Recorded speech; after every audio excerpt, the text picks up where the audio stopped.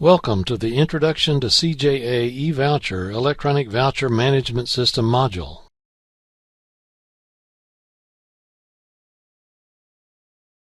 Your court will send you your account username and password. On the login screen, enter your username and press Tab. Then enter your password and press Tab. Finally, click Login. The first time you log in to the application, you may receive a warning that you need to fill in some mandatory information. This mandatory information may include your billing information, and, though not marked as such, perhaps your bar number.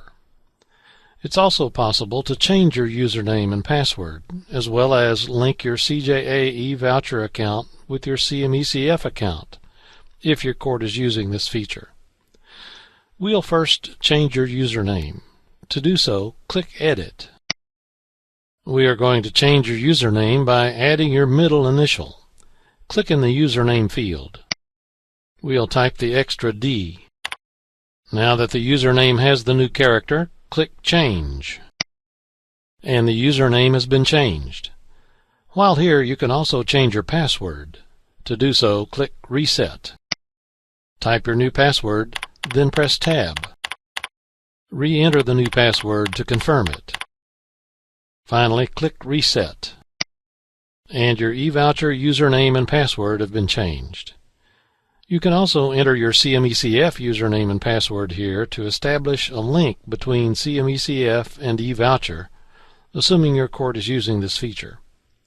Click in the CMECF username field, enter your CMECF username, and then press Tab. Now click in the CMECF password field and enter your CMECF password. Click Validate. And the link is established. Finally, click Close. We'll next enter your bar number. Over on the right side of the screen, click Edit. Enter your bar ID and press Tab. Once the bar number is entered, verify the remaining information, then click Save. Now let's scroll down and look at the billing information. In order to fill in the billing information, first click in the Name field. Enter your name and press Tab. Next, enter your Social Security number or Employer Identification Number, then press Tab. If your billing address is the same as the address from the Attorney Info section of your profile, you can select the checkbox to copy that data. Go ahead and select the checkbox. Make sure all the data, including your telephone number, is accurate. Then click Save. At this point, you have entered all the required information into your profile. Let's scroll back to the top of the screen, log out, and log back in again. Click Log Out. Let's log back in again. Enter your username and press Tab. Enter your password, then click Log In. Now that all required data has been entered, when you log in, you'll see the Attorney home screen. Let's take a look at how to navigate through this application. On your home screen, you will have several links to information, including a link back to your profile, should you need to update any of that information in the future. And you will have some options to view your appointments and search for existing appointments. However, the panels that you have on your home page will provide the same information. The first panel you see will be My Active Documents. If you've already created a voucher for a case, you will find that voucher in this panel. And you may edit that voucher to continue to add more expense and time information. It will appear in the My Active Documents panel until you submit the voucher to the court. Let's scroll down and look at the other panels on the home page. Of primary importance for creating vouchers and authorizations will be your appointments list. The appointments list lists all of the information for the cases which have been given to you. You will see that the case number is a hyperlink that will take you to the appointments screen, and from there to proceed to create any vouchers or authorizations which you need. Click the first case number hyperlink. Clicking on the case number hyperlink takes you to the appointment information screen. You will see the representation type as well as what the court order is for, along with the judge's name, your name, and the billing address. If there are any vouchers which already exist on this appointment, you would see those listed in the bottom section of the main screen. Your options to create a CJA 20, create an authorization, to create a CJA 21 for a service provider, to request more compensation, or to request travel time may all be accessed from this screen. At any time you wish to return to your home page, you may do so by clicking Home in the menu. While we're speaking of the menu, let's look at the other options available. Roll your mouse over Operations. Typically, Operations will give you an opportunity to search your appointments under the My Appointments link. Next, click Reports. Any reports which your court has prepared to help you manage your cases will be listed under the Reports section.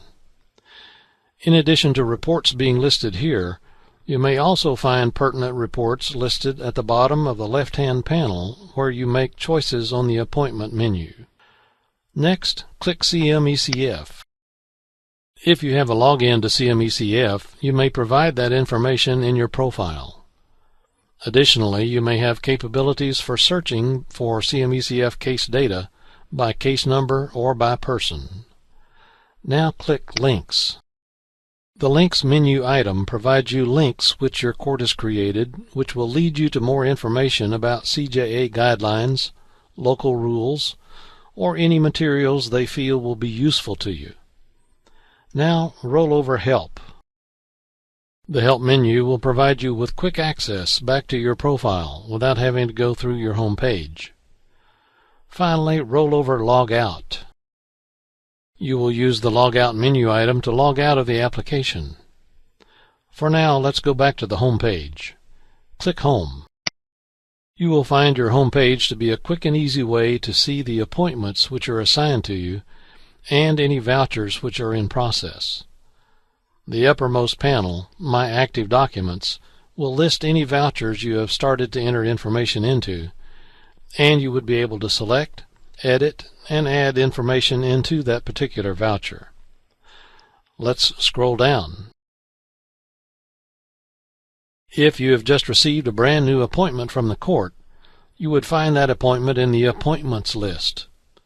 From this list, you can navigate to create a new voucher or request an authorization by clicking on a case link. As time goes on, you may find you have more than one page of appointments, or more than one page of any of the panels on the home page. Make sure that you search all of the pages, and if you've just recently received an appointment or just recently created a voucher, remember that it may be on the last page in one of these panels. My Proposed Assignments is used when the court emails you the opportunity to accept a case. If there is time, they can send you an email which will direct you to log in to CJA eVoucher and to click the link in this window. It will give you the opportunity to accept or reject that appointment by the court. In the My Submitted Documents panel, you will have access to any vouchers which you have submitted to the court or authorizations you have submitted to the court for payment, and you will see a status listed which will indicate where it is in the payment or approval process. My Service Provider's Documents would be just that. If you have submitted any vouchers for a service provider or for a transcript, you will find those particular vouchers as they are in process listed right here in My Service Provider's Documents. And then finally you will have a panel for any closed vouchers which you may have used in the past, should you need to access that. Notice that you have a search area with all of these panels, and you may use the search provided there to search by voucher number or case number or any pertinent information that will reveal the voucher which you wish to find. When you have finished with entering and creating any vouchers, you may log out of the application by clicking Log Out.